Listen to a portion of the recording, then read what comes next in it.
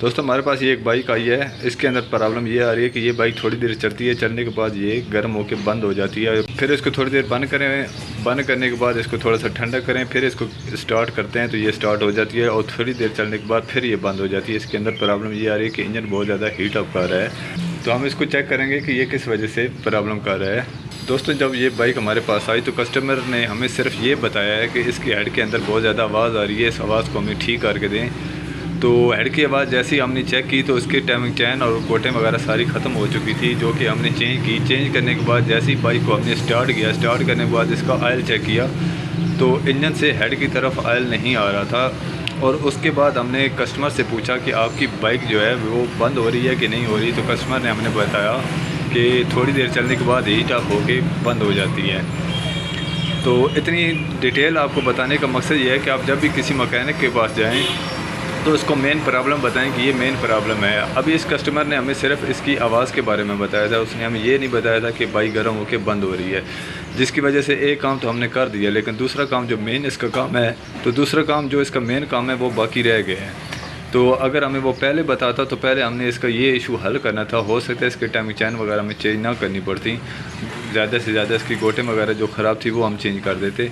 लेकिन अब इस कस्टमर का डबल ख़र्चा हो गया, टाइमिंग चैन गोटें वगैरह हमने सब इसकी चेंज कर दी हैं। तो अब हम बाइक को स्टार्ट कर लेते हैं और फिर आपको चेक कराता हूँ कि इसका ऑयल हेड की तरफ बिल्कुल भी नहीं आ रहा।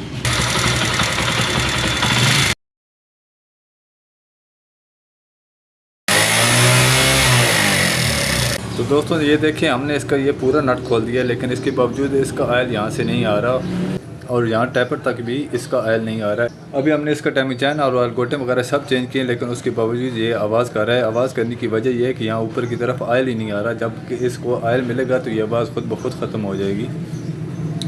तो अभी हमने क्या करना है, सबसे पहले हमने क्या करना है, इसका यहाँ ये टापा खोलेंगे। ये टापा खोलने के बाद हम इसका ऑयल पम्प चेक करेंगे। अगर इसका ऑयल पंप सही हुआ तो फिर हमने इसका हेड और सिलेंडर खोलना है। सर्कल होता है यहाँ से जो ऑयल आता है अंदर की तरफ, यहाँ पे छोटे छोटे से सुराख होते हैं, वो सुराख हमने चेक कर लेना है। क्योंकि बाज़ औक़ात ऐसा होता है कि यहाँ पे ये जो जैन लगा होता है, ये जैन गर्म होने की वजह से पिघल के सुराख के ऊपर आ जाता है, इस वजह से भी ऑयल नहीं आता। तो ज़्यादातर प्रॉब्लम ये आती है कि इसका ऑयल पंप ख़राब होता है। तो सबसे पहले हम इसको खोलेंगे, खोलने के बाद हम इसका ऑयल पंप चेक करते हैं और उसके बाद आपको चेक कराएँगे। तो वीडियो में आगे बढ़ने से पहले आप दोस्तों से गुजारिश है कि अगर आप अभी तक हमारे चैनल पर न्यू हैं और आपने हमारे चैनल को सब्सक्राइब नहीं किया तो जल्दी से चैनल को सब्सक्राइब करके बेल के आइकन को लाजमी प्रेस कर लें, ताकि हमारी ऐसी इन्फॉर्मेटिव वीडियोस आपको जल्द से जल्द मिल सकें। तो ये टापा हमने खोल लिया। टापा खोलने के बाद ये क्लच बॉक्स है, इस क्लच बॉक्स को हमने यहाँ से रिमूव कर लेना है। तो क्लच बॉक्स को हमने यहाँ से रिमूव कर दिया। रिमूव करने के बाद यहाँ पे आप देखें कितना ज़्यादा कचरा इकट्ठा हो चुका है। ऑयल जल्दी चेंज ना होने की वजह से ये इंजन के अंदर सारा कचरा इकट्ठा हो चुका है, कुछ इकट्ठी हो चुकी है, जिसकी वजह से ऑयल पम्प की जाली बंद हो चुकी है। यहाँ पे अब आप जाली की कंडीशन देख सकते हैं, जाली के सुराख बिल्कुल बंद हो चुके हैं। इस जाली से ऑयल गुजर के ऑयल पम्प की तरफ जाता है। जब ये जाली ही बंद होगी तो ऑयल पम्प की तरफ ऑयल कैसे जाएगा, ये आप देखें इसकी कंडीशन कितनी ज़्यादा ख़राब हो चुकी है। इसकी एक तो जाली को चेंज कर देना है और दूसरा ये हमने ऑयल पंप को खोलना है। ऑयल पंप को खोलने के बाद इसको भी चेक कर लेंगे। अगर इसका ऑयल पंप ख़राब होगा तो ऑयल पंप चेंज कर देंगे। अगर इसका ऑयल पंप ठीक हुआ तो इसी को साफ़ करके हमने दोबारा लगा देना। मैं इसको खोल लेता हूँ।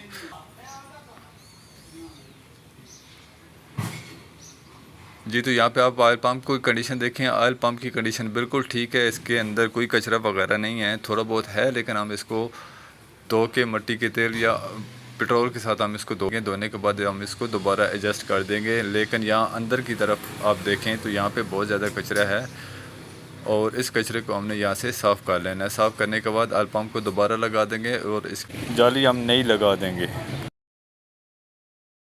तो यहाँ पे ऑयल पंप को हमने अच्छी तरह से वॉश कर ली है।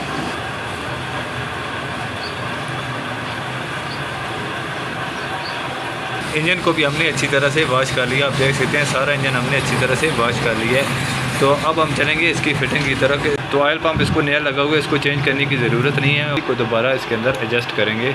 तो इसको एडजस्ट करने का तरीका बहुत सिंपल है कि जैसे हमने इसको खोला है ऐसे ही हमने इसको यहाँ पे एडजस्ट कर देना है। इसके ये पेज जो हमने खोले थे ये दोबारा हमने यहाँ पे लगा देने हैं। एक बड़े वाला है वो यहाँ पे लगाएंगे और ये दो छोटे हैं, ये छोटे यहाँ ऊपर इस जगह पे आएंगे।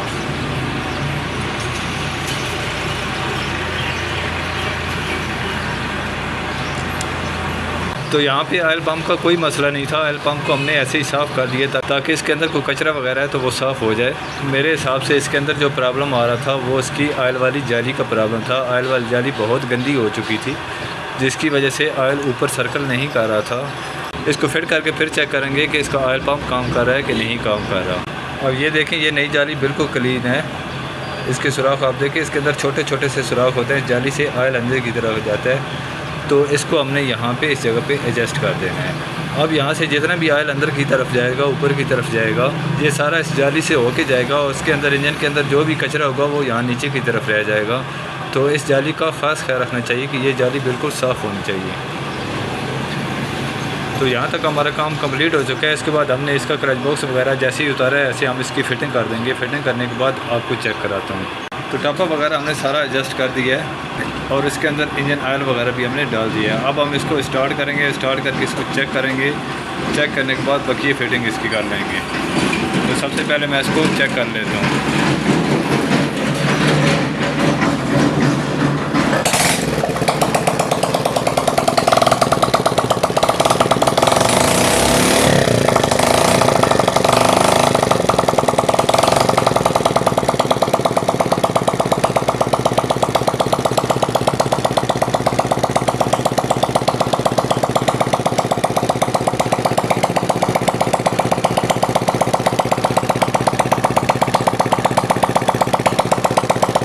जैसा कि आपने देखा यहाँ पे भी ऑयल आ रहा है और यहाँ जब हमने इस नट को लूज़ किया था तो यहाँ सारा नीचे की तरफ ऑयल इकट्ठा हो गया है। यहाँ पे देखें कितना ऑयल निकला है। तो इस तरह हमारा ये इशू जो है ये सॉल्व हो चुका है। इसके अंदर मेन प्रॉब्लम जो आ रहा था वो इस जाली के अंदर आ रहा था। ये जाली में बहुत ज़्यादा कचरा था। इस कचरे की वजह से ऑयल ऊपर नहीं आ रहा था और अगर ये बाइक कुछ दिन बाइक को और जलाते तो इंजन सीज़ हो जाने का ख़तरा था क्योंकि गर्मी बहुत ज़्यादा पड़ गई। तो ऐसी छोटी छोटी चीज़ों का ख्याल रखना चाहिए।